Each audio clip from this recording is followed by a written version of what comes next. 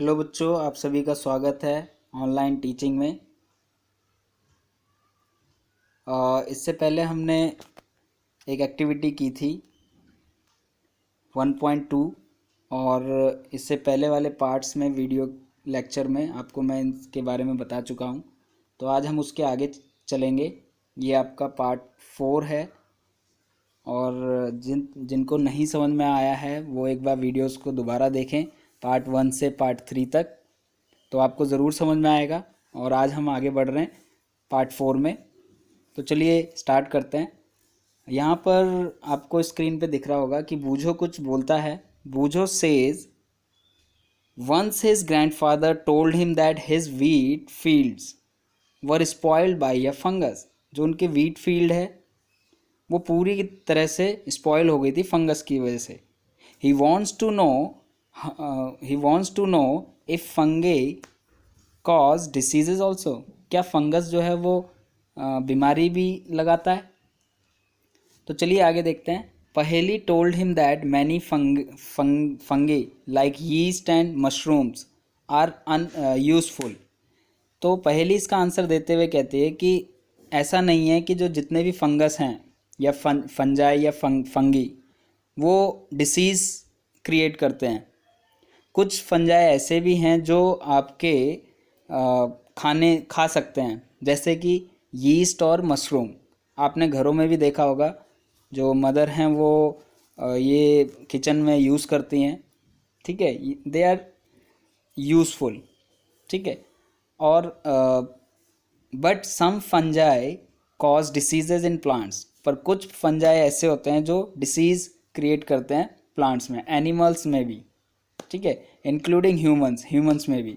Some fungi are also used as medicine. और कुछ fungi जो ऐसे होते हैं जो मेडिसिन्स में भी यूज़ करते हैं। तो इस बॉक्स में इतना ही है, आगे हम इसके डिटेल पढ़ते हैं, समझिएगा। Wet and warm things they germinate and grow. Now can you figure out how we can protect our things from getting spoiled? okay, some organisms live together and share both shelter and nutrition.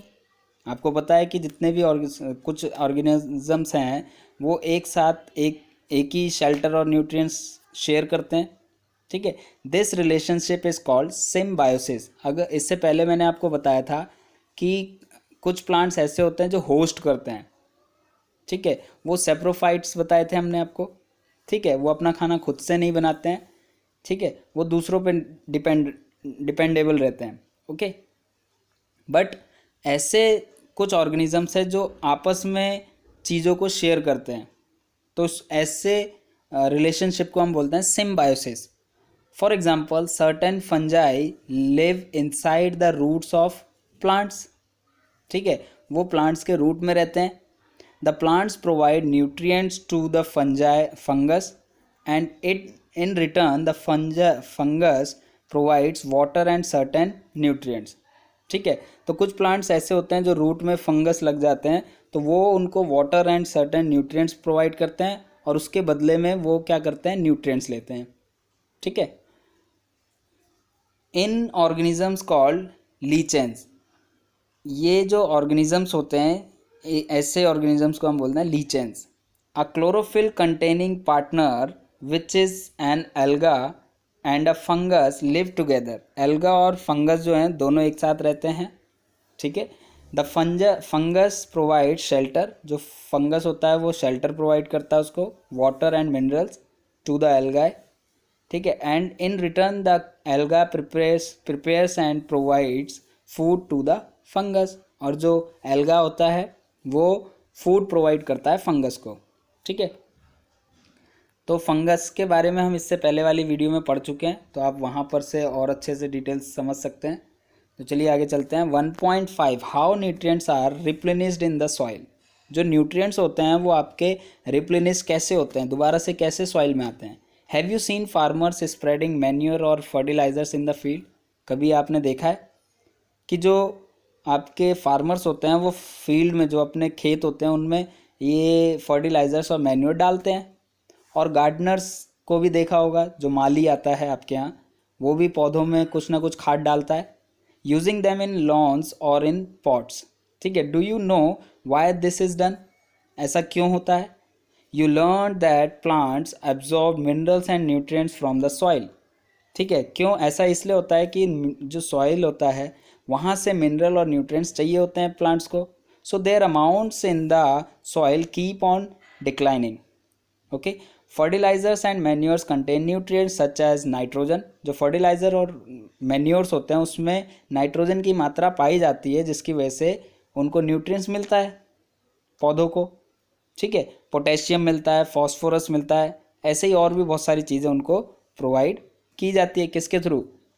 Fertilisers and manure के through. ठीक है, तो यही वजह है कि जो किसान हैं वो फर्टिलाइजर्स का यूज़ करते हैं और मैन्योर का यूज़ करते हैं। These nutrients need to be added from time to enrich the soil. और ये न्यूट्रिएंट्स टाइम टू टाइम दिए जाते हैं प्लांट्स को ताकि वो उनमें न्यूट्रिएंट्स की कमी ना आए। We can grow plants and keep them healthy if we can fulfill the nutrient requirement of plants। ठीक है, अगर हम पूरी तरह से उनका ख्याल रखेंगे, उनको न्यूट्रिएंट्स प्लांट्स को देते रहेंगे, तो वो भी हमें हेल्दी क्रॉप्स देंगे और हेल्दी क्रॉप्स से हमारा ज़्यादा बेनिफिट है। Okay, usually crop plants observe a lot of nitrogen and the soil becomes deficient in nitrogen। You learn that the nitrogen gas is available in plenty in the air। आपको पता है कि जो air है उसमें nitrogen gas है। Plants can not use it in the manner they can use carbon dioxide. और plant इसको हवा से तो नहीं ले लेगा। तो सॉइल में कुछ बैक्टीरियाज ऐसे होते हैं जो उस नाइट्रोजन गैस को एयर से लेके वो मिक्स कर देते हैं मिट्टी में। They need nitrogen in the soluble form। The bacterium called rhizobium can take atmospheric nitrogen and convert it into usual form, but rhizobiums cannot make its own food, so it often lives in the roots of gram, ठीक है, peas, मूंग, ठीक है, beans and other legumes and provides them with nitrogen।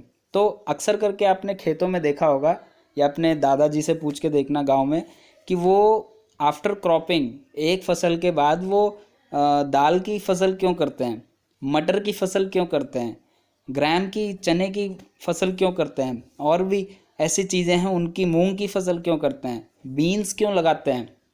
ठीक है, तो ऐसे पौधे इसलिए लगाए जाते हैं कि उनकी जड़ों में जो होता है कौन से बैक्टीरिया पाए जाते हैं? राइजोबियम। ठीक है, राइजोबियम बैक्टीरिया वो हैं, ठीक है, ऑर्गेनिज्म, और वो एयर में जो नाइट्रोजन गैस है उसको वो कन्वर्ट कर देते हैं मिट्टी में। ओके, तो in return the plants provide food and shelter to the bacteria. और उस बैक्टीरिया को, जो राइजोबियम बैक्टीरिया है, उनको वो फूड और शेल्टर प्रोवाइड करते हैं प्लांट्स, ताकि वो वहाँ रहें। और वो जब रहते हैं तो वो एयर से सारी नाइट्रोजन को खींच के, जितने मात्रा में चाहिए होता है उसको खींच के और वो मिट्टी में मिला देते हैं। They thus have a symbiotic relation. तो ऐसे रिलेशन को हम बोलते हैं सिम्बायोटिक रिलेशन। ठीक है, वहाँ क्वेश्चन भी आ सकता है, व्हाट इज सिम्बायोटिक रिलेशनशिप। तो आप बता सकते हो इसमें। ठीक है, ऐसे आप इंग्लिश में लिखेंगे आप। ठीक है, इसके क्वेश्चन आंसर्स में जाएंगे तो वहाँ पर आपको प्रॉपर आंसर मिलेगा। ठीक है, बाकी हिंदी में आप समझ सकते हैं कि ऐसे रिलेशन जो एक दूसरे को शेल्टर प्रोवाइड करते हो, फूड प्रोवाइड करते हो और रिटर्न में कुछ लेते हो। ठीक है, तो रिटर्न में प्लांट्स क्या ले रहा है? Nutrients, nitrogen gas. ओके, तो यहाँ पर आपको समझ में आ जाता है सिम्बायोटिक रिलेशनशिप, एक दूसरे से कुछ ना कुछ लेना देना। ठीक है, this association is of great significance for the farmers. और ये फार्मर्स के लिए बहुत ही अच्छे सिग्निफिकेंस हैं। They can reduce the use of nitrogenous fertilizers where leguminous plants are grown। most of the pulses dals are obtained from leguminous plant। सबसे ज़्यादा दाल की खेती की जाती है ताकि leguminous plant जो हैं ये leguminous plant माने जाते हैं, ताकि इससे नाइट्रोजन जो है बना रहे ज़मीन में, मिट्टी पे। in this chapter you learned that most of the plant are autotrophs। इसमें आपने काफ़ी कुछ पढ़ा और इसमें ज़्यादातर पढ़ा ऑटोट्रॉफ्स के बारे में। Only a few plants are parasitic. और कुछ ही प्लांट्स होते हैं जो पैरासाइटिक हैं, जो दूसरे पर निर्भर करते हैं, और सेप्रोट्रॉफिक हैं। ठीक है, या सेप्रोट्रॉफ्स भी बोल सकते हो या पैरासाइट भी बोल सकते हो। They derive nutrition from other organisms. All animals are categorized as heterotrophs since they depend on plants and other animals for food. Can we say that the insectivorous plants are partial heterotrophs? Yes, हम कह सकते हैं। क्यों? क्योंकि ये खुद से खाना नहीं बना रहे हैं, ठीक है, और दूसरों से लेते हैं, ठीक है। तो यहाँ पर हमारा चैप्टर ये फिनिश हो जाता है। तो आज का लेक्चर यहीं तक ही रहेगा। आई होप आपको सारी चीज़ें अच्छे से क्लियर हो गई होंगी।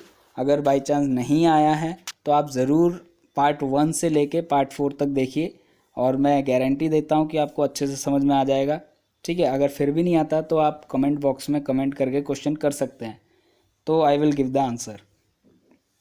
तो आज के लिए इतना ही बच्चों। Thank you very much.